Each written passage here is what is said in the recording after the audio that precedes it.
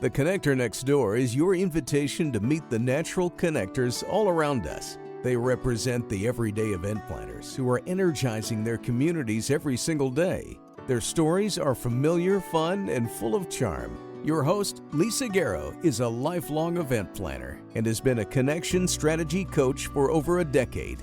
She knows events can become energized connecting points where communities can gather and grow. Let's listen in as she strikes up a conversation with today's Connector Next Door.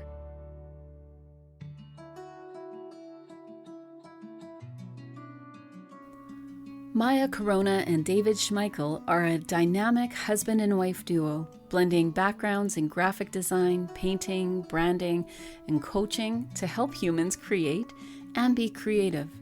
Maya, with over 2 decades in graphic design, now explores the depths of her self-expression and joy through painting and creative initiatives focused on connecting communities together. David has worked as an entrepreneur and a creative professional for 15 years and now guides others to unleash who they truly are into the world. To many event planners, creativity can feel messy, and adding that element of creativity into our planning work can feel even more out of place. But if we want to see change in ourselves, in our world, or in our work, we cannot avoid the mess. In my conversation with Maya and David, we explored how we must build up our tolerance for the creative process even as planners. Peace and possibilities are only accessible by going through the chaos of creativity.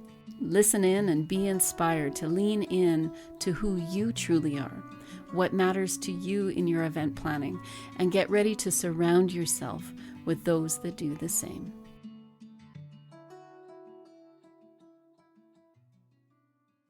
Well, welcome back, everyone, to the Connector Next Door and to my first opportunity to have 2 amazing people on this episode. But you are married, Maya and David. I'm so glad that you are here with me today to talk all about connection. Welcome here. Thank Thank you. you. This has been a long time conversation that we have been having as longtime friends, and I'm so glad that I can call you longtime friends because it's been a few years already that we've known each other. And what I know to be true in your life, you are creative and you're kind and you're available to whatever life is bringing your way. And in some way, you add connection and you add creativity into your work.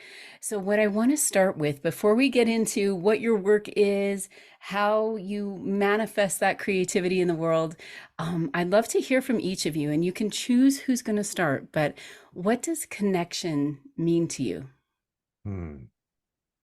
I'll start. I think we grapple with connection. And it's one of those things that we really, really want, and we don't know how to do it. And so we fumble around and we try and figure it out. And at the end of the day, we certainly for myself, it feels like it's fleeting. It can be fleeting, and that I'm not doing it right, and that I look back at how I've attempted to connect with others, and it's really an ongoing evolution for me as someone who aspires to be connected to others and just grapples with the complexities that it is. That's my answer to that. So when we talk about connection here on the podcast, we talk about connecting ideas, we talk about connecting projects and people together. So if you think about it in your life, and I'm interested when you talk about it being fleeting, what it speaks of is that we're longing for it. We're longing to have that experience of connection. Do you find that it shows up in other areas of your life where maybe you're connecting ideas together easier, or that feels like it maybe is more consistent in your world? I'm glad you added that distinction.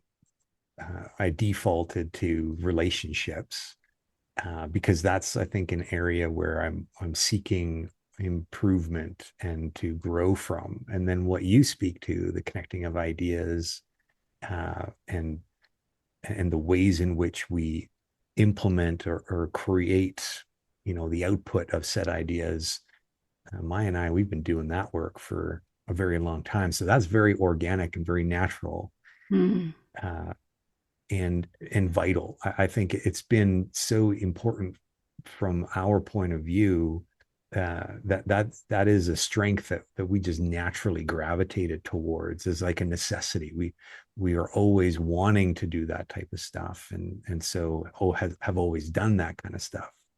But yeah, in terms of ideas and creativity, it's so important, and we embrace that. I Mm. think that's why we ended up on the journey that we're on right now in the pursuit of what's next, is to like help others start to explore that for themselves more deeply. I think we all Yeah. explore it.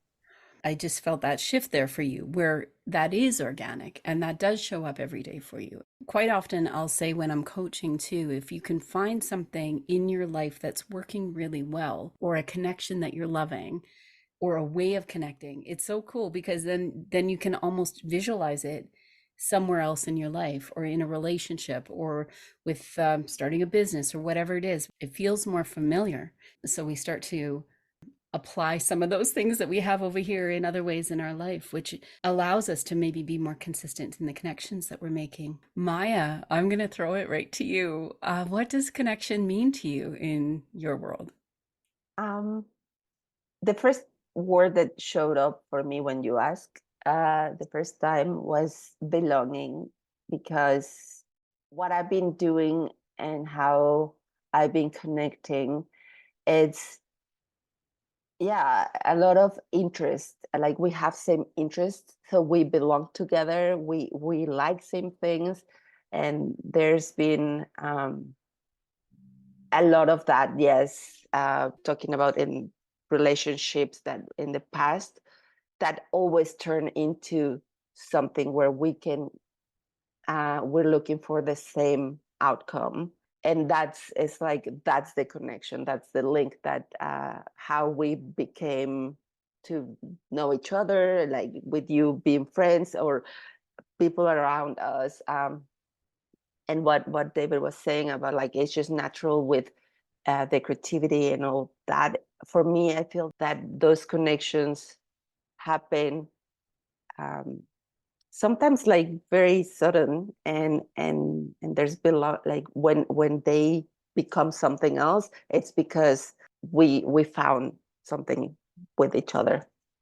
And something in common. And it's interesting that you said belonging. I was just sort of, as we do, scroll through social media this morning as I was waiting for something to happen, and there was just a quick little blurb by Brene Brown, and she was talking about belonging, and she was mentioning how belonging doesn't equal fitting in. Those are two different things. And when we try to fit in, or if we try to be the same as others, that we lose actually what connection is meant to be and the heart of connection. You as an Yeah. artist and somebody that you're expressing yourself and you put yourself out there colorfully, beautifully, in lots of different ways. Do you find that when you're with others in that kind of a connection, when you feel like you belong, that you truly can be yourself and you can show up with all that beauty and creativity? Is that also part of that belonging? Yeah, yeah, I have.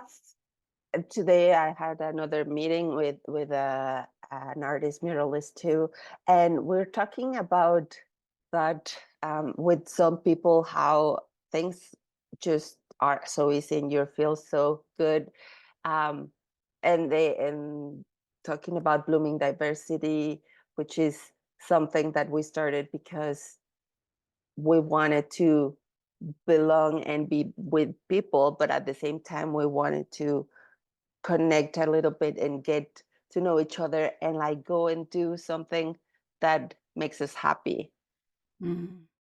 David, you put together a video that shares your background, shares your journey in creativity, and how your work has actually morphed and changed, and you've adjusted where you've been, and then there've been some dark times, and then you've pulled yourself out to create something new. And but it does feel like that actually is the work, or it seems like that's the work, is to just stay active, stay open, Can you tell us maybe what, quote unquote, your work is for both of you? You can both chime in if you want to. What do you feel your work is today? How are you contributing to this idea of connection? Yeah. Maya and I'm gonna speak with us together because we've been working together for as long as we've been married, and Maya by all means include in your nuance to it. But as I look at while Maya and I had been on a journey together in a creative capacity, running a creative company, and then we went our separate ways to pursue different things. It was with the same mission, the same objective. And when I look at everything that we've done, it comes down to a single objective, that is to help humans create and be more creative. And because that is what we do as creatives, as humans, as people striving to achieve things in this world, important things, meaningful things, creative things, uh, significant and insignificant. Like it's all along the spectrum. It just is what's honoring what's true for me in this moment.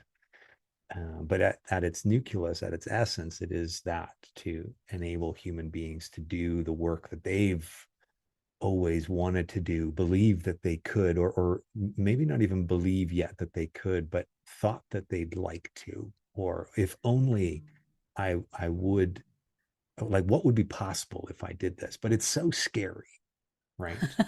And so we don't do it. Yeah, yeah. Well, it's scary when you don't have somebody like yourself that is willing to go there in a bit of that mess, right? Like we Yes, all feel yes. like creativity feels messy. Following the spreadsheet in our planner life, getting the agenda feels good for many of us. But if you throw us into a room where there is a lot going on and not a lot of structure, many of us feel uncomfortable and we try to organize or we try to make the link here on how this is all going to work. What you're saying is that that's a beautiful space where Well, and it's necessary. In necessary fact, space. you Love can't that. avoid the chaos of creativity. It's not possible. It's necessary to to have the unpredictable present, because that's what has the thing arise. It doesn't come from the formulas and the prescriptive steps to take. They are, there's a place for them in the creative process, but that's not the creative process. Hmm. It's Yeah. only a component of it. Maya, what do you think about your work? When you think about your work, what is it for you that number one lights you up, but then also how have you changed and grown your work over time? um I think how I started, I did a lot of, well, um they're asking me to do this, a little bit of, yeah, well, it's a client, I'll just work with that. And there was a point in my career where I needed to do something that was something I loved and I wanted to do and was inspired by just whatever muse I had around. I don't know. That made me start sharing. Like yesterday, we were talking with this person, and David is like, I don't remember you being so like shy and not being able to communicate with people before, because now all I want is tell people is like, what do you want to do? Do what you love, because then it will be, your life will be so much easier. Like you want to create, you want to paint. I always invite people when they tell me, well, you're talented. You were kind of like born with this. I can do a stick figure, and we come back to that part of like creativity, and we are all creatives in our own ways. Whether it's painting, whether it's like administration thing, like we are all different ways of creative. I don't know. Did I answer the question? Yeah. David, I think you were the one that shared the concept with me. There was somebody doing a talk and she was talking about a business entrepreneur. Mm. versus a creative entrepreneur. Can you tell us a little bit about that? Because that was a real, very cool, very enlightening, and very, for me, validating concept that I believe I'm falling into that creative entrepreneur space. I'm an entrepreneur, I'm an artist, but can you unpack that for those that are listening? What's the difference? Yeah, I love that. And I came across it quite by accident. I was doing some searching of the industry, coaching in particular for those in the artist community, because that was one of our ideas early last year. Was it last year? Yeah. To do a community to support artists through this, the business side of things. And so I came across her. Her name is Megan Mikado, and she's based out of Ireland. And just what a serendipitously necessary collision that was for me in my journey, because I was seeking things. And so it came up with this idea, and this is part of her body of work, that there is such a distinction, a very clear distinction between entrepreneur, the business minded, product service oriented entrepreneur that is looking to build something, and then to put the mechanics of marketing and sales and all that infrastructure in place in order to have it be a machine that just goes through the motion and creates revenue, creates money, is profitable, versus Mm, the other side of the spectrum being the artist, and the creator. And that what they're here on this planet for is to do something really important, that they believe is really important. And they're not as concerned about or as driven by the financial component, the business elements that are actually critical for both, but that's not their strength, right? Their mm, strength is in the pursuit of a body of work, of insight, of perspective, of output, that is just important, period. Important mm, for them, and likely important for others that interact with it, right? And but what happens is, and what has happened, and what has happened for Maya and I, is we were in the world of entrepreneur because that was who was all around us. And so we thought we had to operate in that way. And we were trying to put the round peg in the square hole for a very long time, and thinking that there was something wrong with us. But we were using the wrong tools in the wrong order. mm. And and it just like that lightning strike, right? For me was, oh my God. So I'm not crazy, for one. Whew, wipe my head on that one, my forehead on that one. I'm okay. And now there's a recalibration required for me in terms Mm, of the way in which I sequence the steps that I'm to take, and the priorities of that, because it's not one or the other. For us, we are a hybrid of both. And it's funny because the entrepreneur doesn't typically do the creative work, um, because the true entrepreneur is only there to do one thing, and that is to make a business that is profitable. And there's nothing wrong with that. But the artist wants to do something that is a positive contribution to the world, or is driving a narrative that's maybe undertold, and would love to be able to have it be sustainable. They just don't know how. They don't have that mindset, right? It was an interesting rabbit hole to go down. I spent a very long time exploring that, and it became part of a, the core drivers for me for moving forward. Right? What am I yeah. stripping away, and what am I putting in place so that I can truly honor the truth of the matter? That is that I am an artist, is more so than I am an entrepreneur. And it was interesting at the end of her talk where she's like, and I'm actually just playing with the theory because I think when I've done, she's done this research or she's had all these conversations, and she said, I think even business owners are creative. And Yes. she says, I think we're all built that way. It's true. Like it feels true. And even when I talk to business owners, it is that creative or that spark in them, the purpose that they seem to find when you get sort of deeper into conversation that lights them up, that keeps them motivated.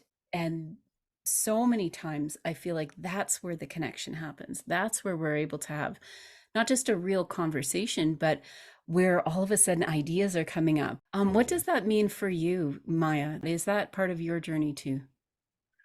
Yeah, I feel that I've been through the journey, and like even though I had this idea of I'm being creative my whole life since I remember when I was little, but I also had the old many business when I was little, like selling candy at my school, and um, what else? I sold shoes. I did invitations when I went to a class and learned how to make little cards. That's always been there. It's like always finding that business, something that can make me money, but it makes me happy. It makes me, um, yeah, it's something I want to do.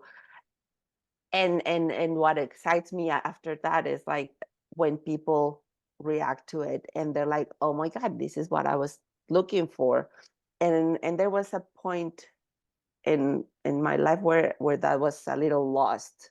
Like I was trying to get to do it, but it was very forced and it wouldn't come out, and I had to like let go of what I was doing and start exploring a little bit deeper. That creativity started to come out again, and I started, yeah, I started doing the business because I had a belief before that I was not good for business, creating business. I was just creative, and I would do pretty things, but then what, I cannot make money with that. And there was a point where it's like, okay, no, I can be a creative and I can be a business with the support of the people around. It doesn't have to be just me, right, David? So Well, would and not be. that's where the team, I think, that you've had, you've had each other and you have different perspectives and different types of expressions in your work, but the fact that you actually have had each other on this journey, and it hasn't always been easy. Have there been times for either of you where you felt like you said, well, I'm just creative, or have there been times where you're just like, this is just not worth it? Like, I need to go get a job. Oh, Ooh, man. Yeah. I mean, yes to all I'm of it. I'm speaking from Yes. experience. I think a lot of people out there listening to this, we take pause with that. And I having a job, there's nothing wrong with having a job, but I Not at think when all. we're really in that space that we get choices and now we're choosing the next whatever best step for ourselves and our families. What has that been like for you when you've maybe either hit a wall, feeling just so tired of it, or you're ready Mhm. to just make a shift? Yeah. Well, it can really occur as a self-deprecating and humiliating and fail, like just a complete failure, like all of these negative emotions just bottled, wrapped up together as the new realities. Like, I'm just Mm, not capable. It was never meant to be. For myself, that was the ongoing narrative, my primary character in my mind, which was my naysayer, right? mm, The inner critic was a very loud voice, and it was very paralyzing.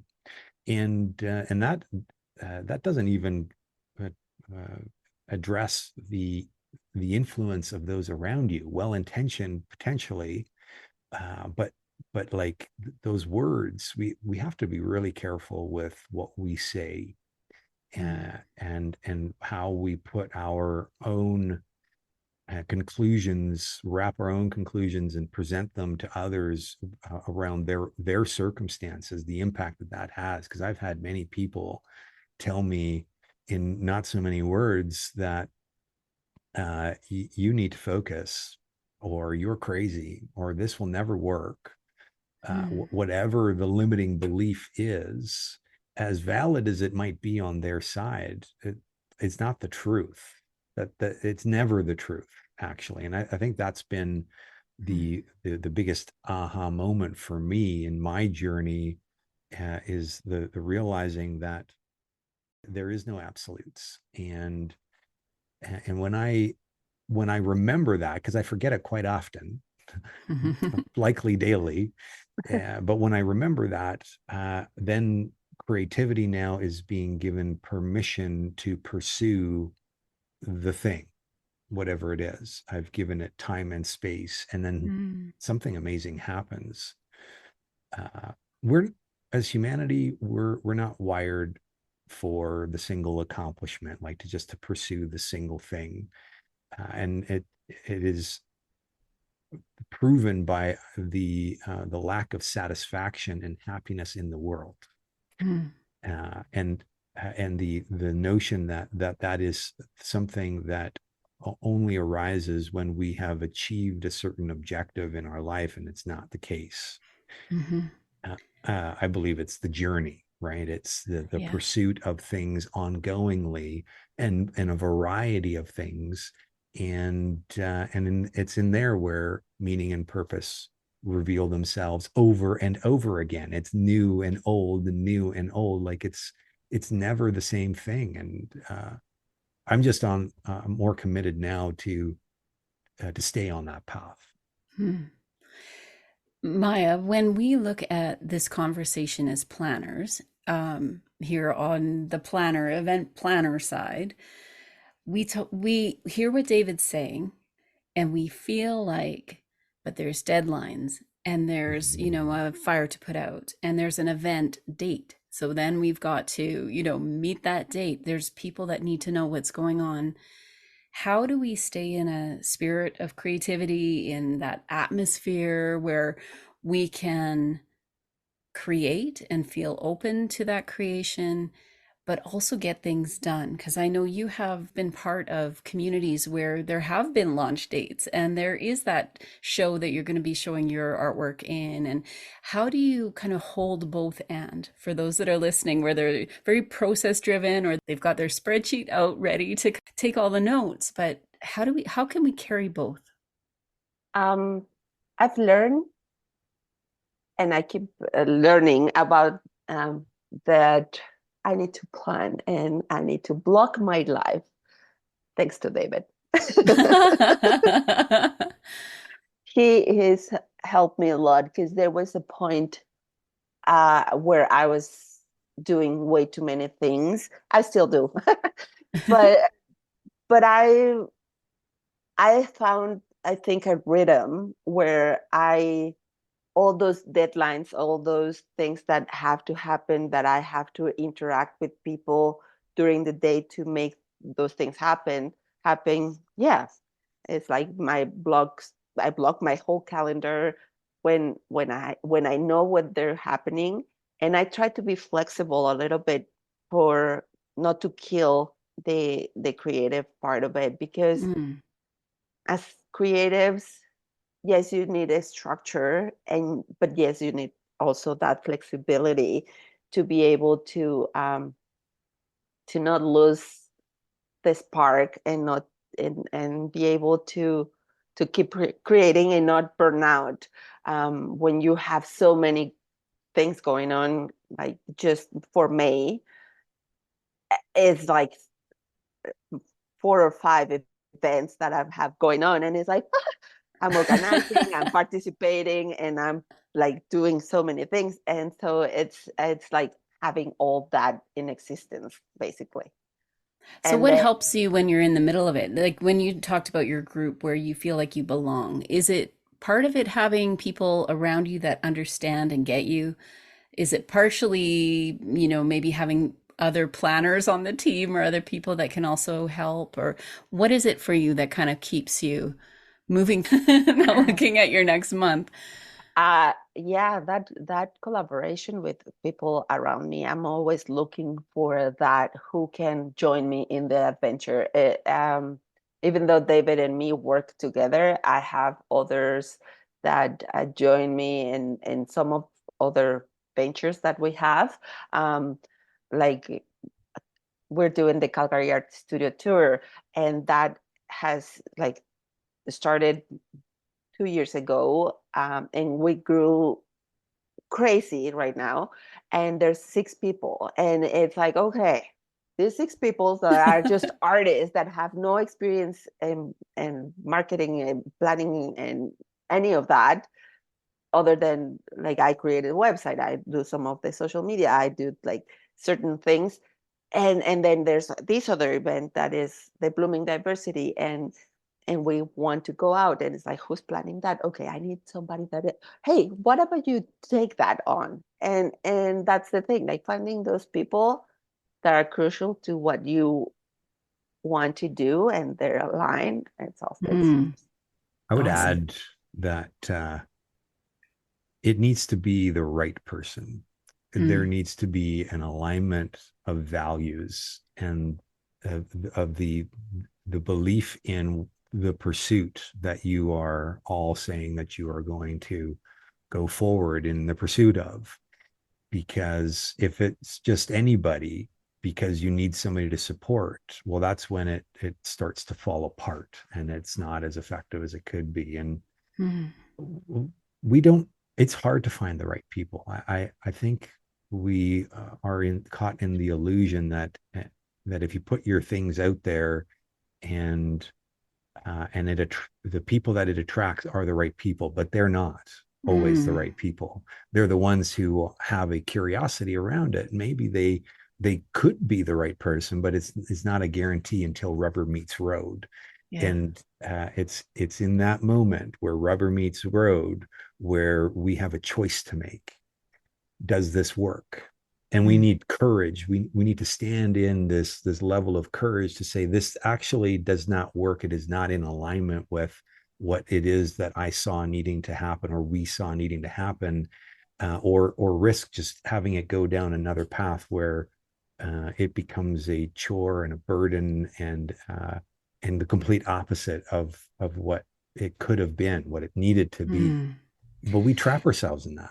Yeah. And it's what's so interesting as you're saying that is that even with a lot of my clients, I talk about coming back to center, because they'll have a brilliant idea. They'll have something that they're working on or they're passionate about, and they want to get it out into the world or have that event. And then there's the big donor that sort of shows up in the room, or then there's that person that's quite opinionated, or then it's their family saying, well, what about this? And it just becomes a lot of, I think you were using the word noise, or it just becomes the pressure to somehow include people, because creative people, I think, are always trying to find a way to include people. Yeah, accommodate. But when we do that to accommodate, and when we do that to the detriment of what we're trying to create, like you're saying, I don't think that actually serves the world. Our contribution gets watered down, or then we lose the passion for it because it's kind of lost its heartbeat and its life.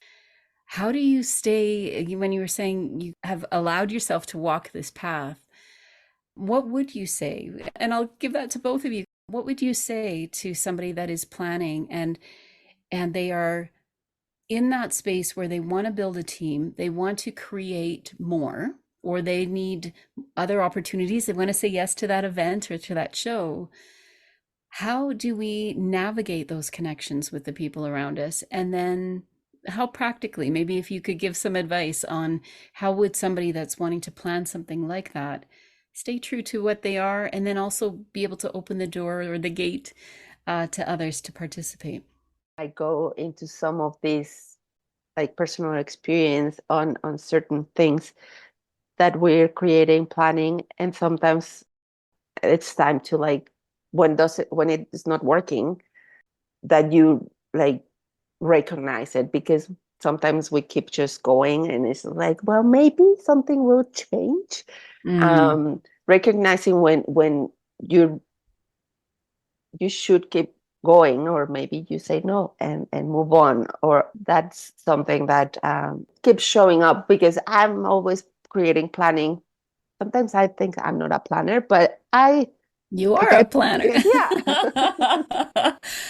Yeah, because yeah, and we plan everything from family to certain things that are more important in business, and we have say, yeah, let's do this, and we work with that team for a while, and then you discover that there's things that are not working. It's either you going away or removing, yeah, removing yourself from that and let everybody keep going, or somebody has to. Hmm. Yeah, yeah. I Yeah. I would say that to start, there's nothing wrong Mm. when we find ourselves in that moment of unworkability. We need to ground ourselves in the simple truth that there is nothing wrong right now, only that things aren't working. And I made a couple notes here as Maya was talking. Uh, there's this intuitive feeling that most of us dismiss or don't even know is there. We don't even hear it. For those that are aware, tune in to that intuitive feeling, because it is trying to tell you something. It is trying to point you in a direction that is around what's not working right now, so that the opportunity to course correct, you can take that opportunity. And that is can only happen when you can really clearly define the unworkability of it, like what's not working, and see the gap between the deeper reason for why this was important and the misalignment, either of people or values or the way we work. Right, there are all these variables, and it requires a single person to champion that conversation forward, to move that conversation, because it is an uncomfortable conversation, one that nobody wants to be the bearer of bad news around. But if nobody bears the bad news, then everybody's carrying this dead weight around and harboring more resentment and resignation, and relationships get compromised. Like all of that happens. And so, and we know who we are in that group. We intuitively know that we're the one that needs to do that. We know because we're the one who always does that. And if you're not willing to do that because you're you're caught in that story too, like, well, I'm always the one that does. Yeah, because that's your role, man. That's who you are. That is what you're meant to do in this world. And so stop working with people and projects that don't fit with what's important to you. Stop it. Otherwise, you will always be the one who has to say the thing that you don't really want to say. I'm going to just take a pause there because I think a lot of people that might be listening to this might be feeling that, and that it is might be difficult, confusing, maybe a little bit uncomfortable or a lot uncomfortable. What I'm also hearing you saying after this beautiful conversation we've just had is the positive side of that is that you're almost taking every opportunity or these plans you have with an openness that they may or may not shift. I may or may not be here forever. I may or may not, Yeah. stay with this team in this way forevermore. And I think that that's where, when we have that freedom, and I'm not saying about, flitting in and out of responsibilities. That is not, and I don't believe that that's what you're saying No. either. But there also is this space where we can say, I am going to be completely and totally present and available to what needs to happen today for this project, for this event, for this to move forward. And I'm going to take the very next best step that I can. And maybe that will lead me another way that I just know that that's intuitively where I need to go. But it's all done in communication. It's all done, like you said, have the hard conversations with yourself, number one, and then be able to open up the conversation with a team. It's amazing how many sighs you'll get. And you've probably felt that as a coach too, David, and Maya, I'm sure too, where it's that feeling like, somebody said it. Yeah, Or finally. Yeah. now we can have this conversation and we can, be more connected, or we can move things probably faster, stronger, and in ways that we all feel like we've now bought into where we're trying to go with this. Or have been given the space for permission to say, I'm out. You know what? You're right. This doesn't work. And I know from my reasons, because it's 100% your responsibility. And that means it's 100% responsible. The responsibility is on every single person, Mm-hmm. 100% responsible for our outcomes.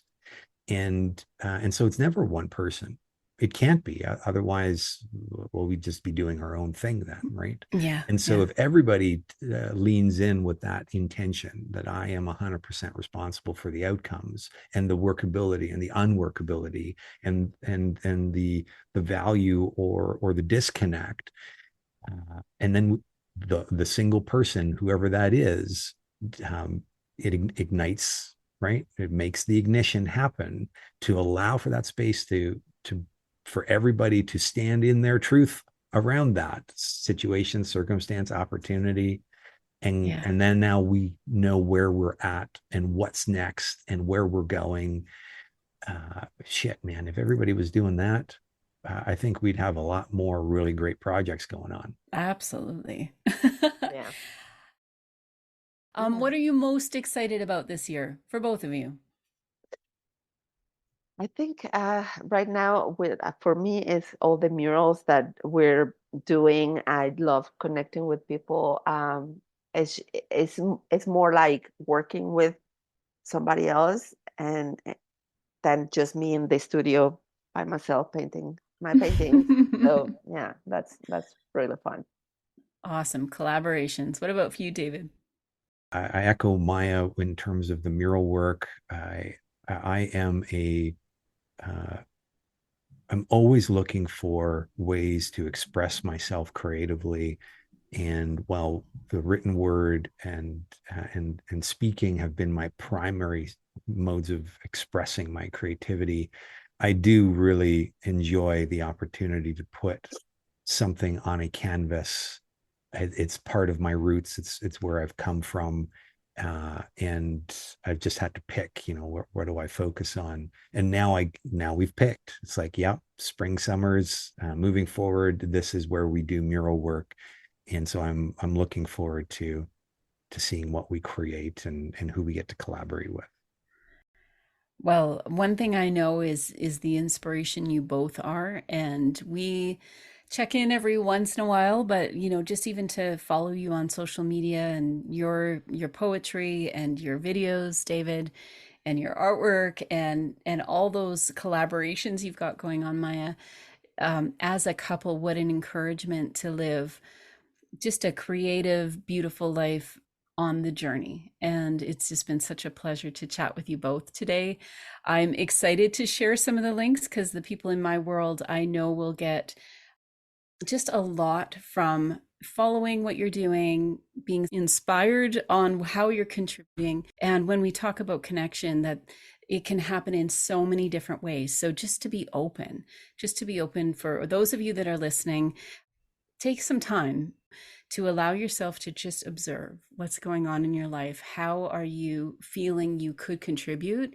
And also, when you were talking about just that intuition, and attune to it a little bit and just see what shows up for you. So thank you so much for taking the time. I just have loved this chance to have this conversation. We're recording this right before a busy weekend for me. So it has just been a gift just to squirrel away and talk about creativity and connection. Thank you so much. Thank you so Yeah, much for having thank us. you. Yeah, love it. Love talking to you.